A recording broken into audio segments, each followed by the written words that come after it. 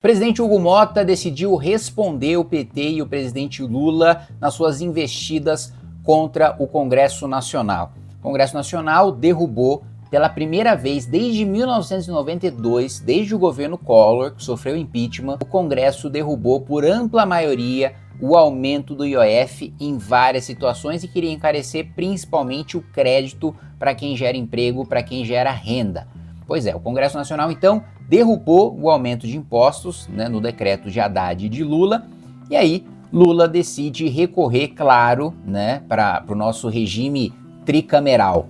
O Brasil é o único país que tem um regime tricameral. Tem a Câmara dos Deputados, a Câmara dos Senadores e a Câmara dos Ministros do Supremo Tribunal Federal, que também votam igual a nós parlamentares agora. Lula decidiu recorrer ao Supremo para derrubar o projeto de decreto legislativo do Congresso Nacional, que derrubou o seu decreto de aumento de impostos, de aumento do IOF. Não satisfeito com isso, Lula e o PT também publicaram um vídeo, alimentando aquela falsa narrativa deles, aquela mentira deles de que, na realidade, trata-se de uma luta dos pobres contra os ricos, que o PT estaria querendo enfrentar os interesses dos ricos, dos banqueiros, dos bilionários e das bets, que eles colocaram ali na propaganda deles de BBB, e que o Congresso Nacional estaria do outro lado, defendendo os ricos, defendendo os bilionários,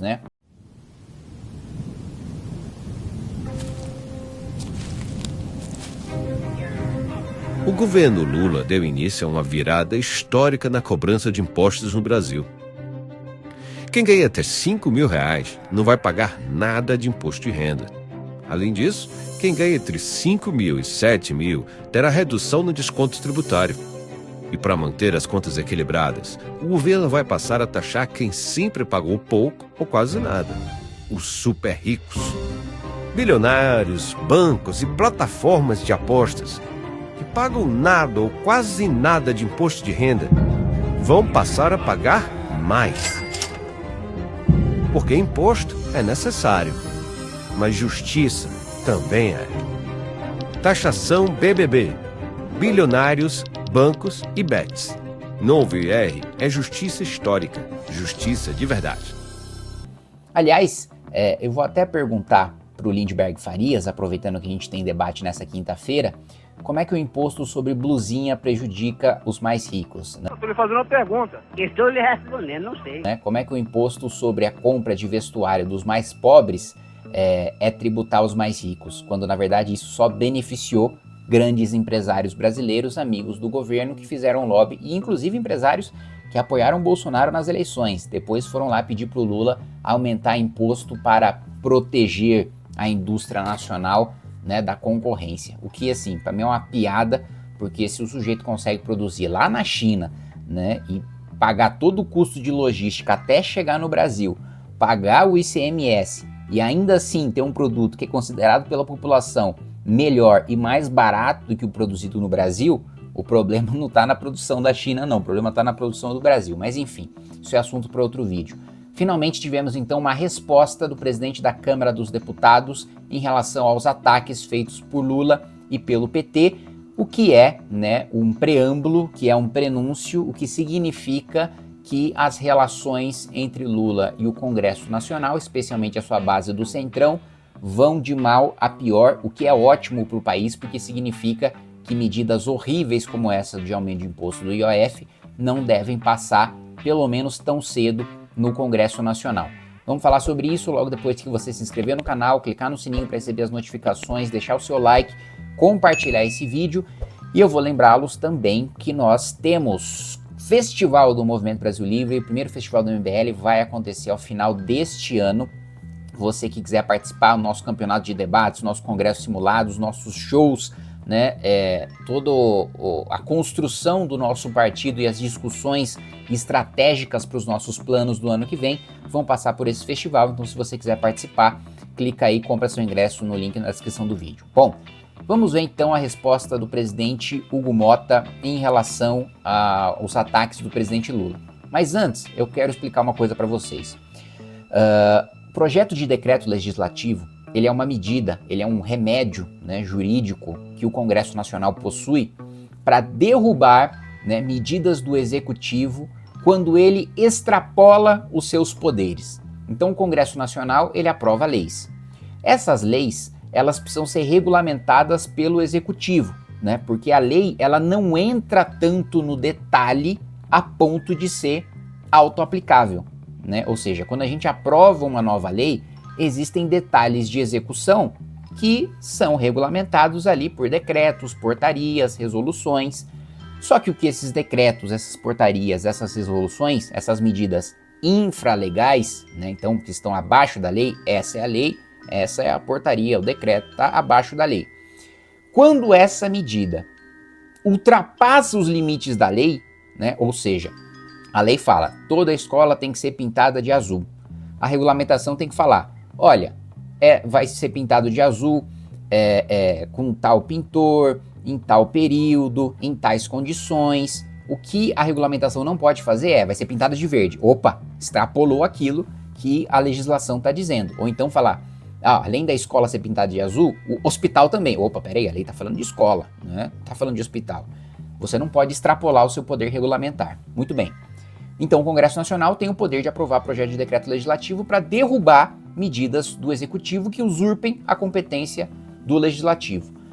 Qual que é a discussão jurídica em relação ao IOF? De fato, está dentro do poder executivo, né? Está dentro das prerrogativas do poder executivo subir ou baixar a alíquota de IOF. E não precisa de autorização do Congresso Nacional, porque não é um tributo com função arrecadatória. Ou seja, no papel, juridicamente, a função do IOF não é arrecadar. A função do IOF é manter o controle do mercado, é regular o mercado, é ter um controle sobre as operações financeiras, né? Por isso, né, que a alíquota ela é baixa. E aí o governo, para regular o mercado, pode aumentar ou baixar esse tributo. Muito bem, coloca isso na cabeça, para regular o mercado.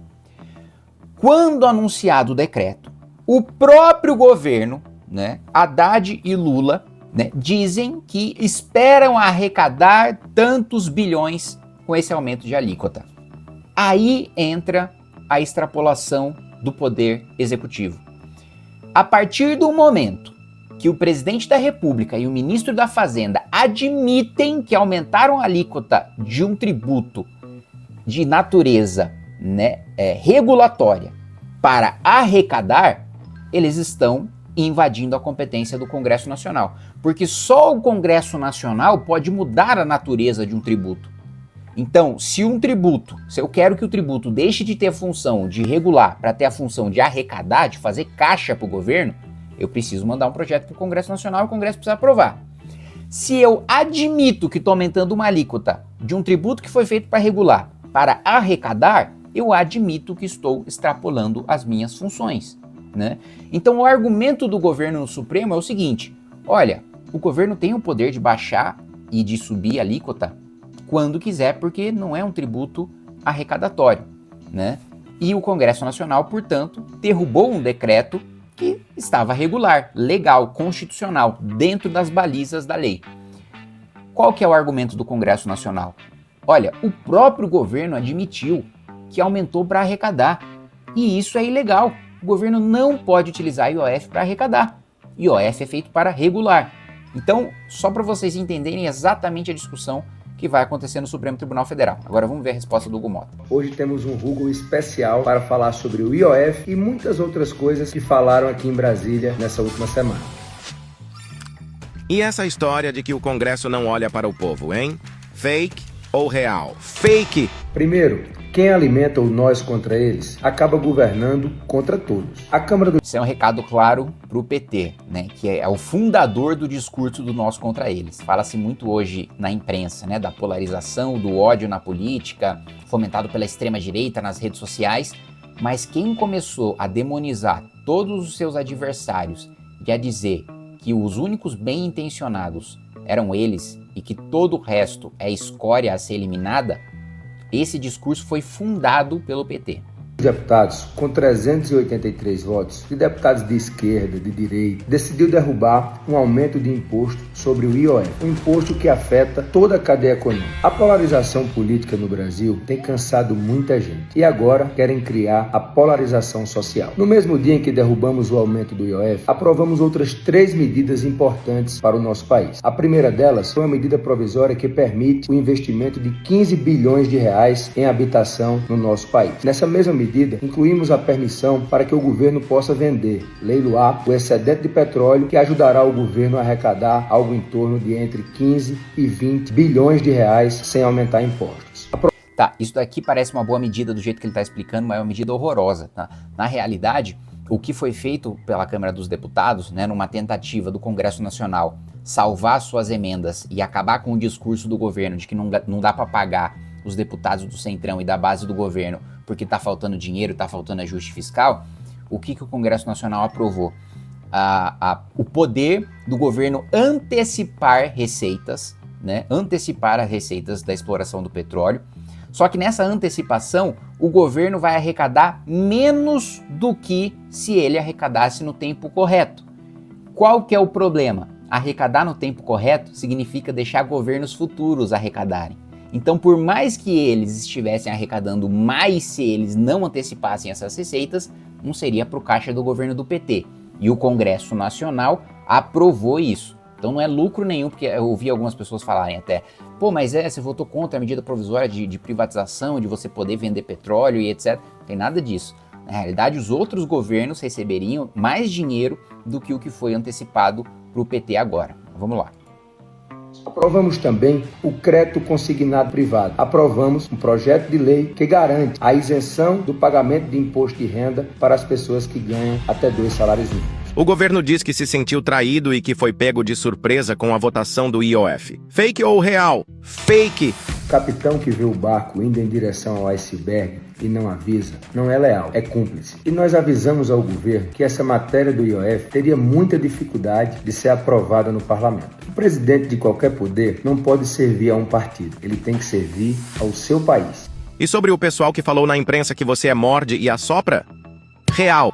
Se uma ideia for ruim para o Brasil, eu vou morder. Mas se essa ideia for boa, eu vou assoprar para que ela possa se espalhar por todo o país. Ser de centro não é ter ausência de posição, é ter ausência de preconceito. E podem ter certeza, se uma ideia for boa, nós vamos defender e assoprar para que ela possa atingir todos os brasileiros e brasileiras.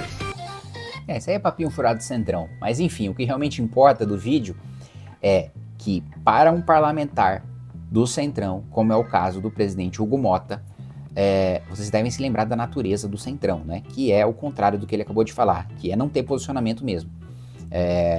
E evitar polêmicas, evitar brigas, evitar qualquer tipo de embate, qualquer tipo de confronto, porque a eles não interessa o confronto, a eles interessa levar obras para os seus redutos eleitorais.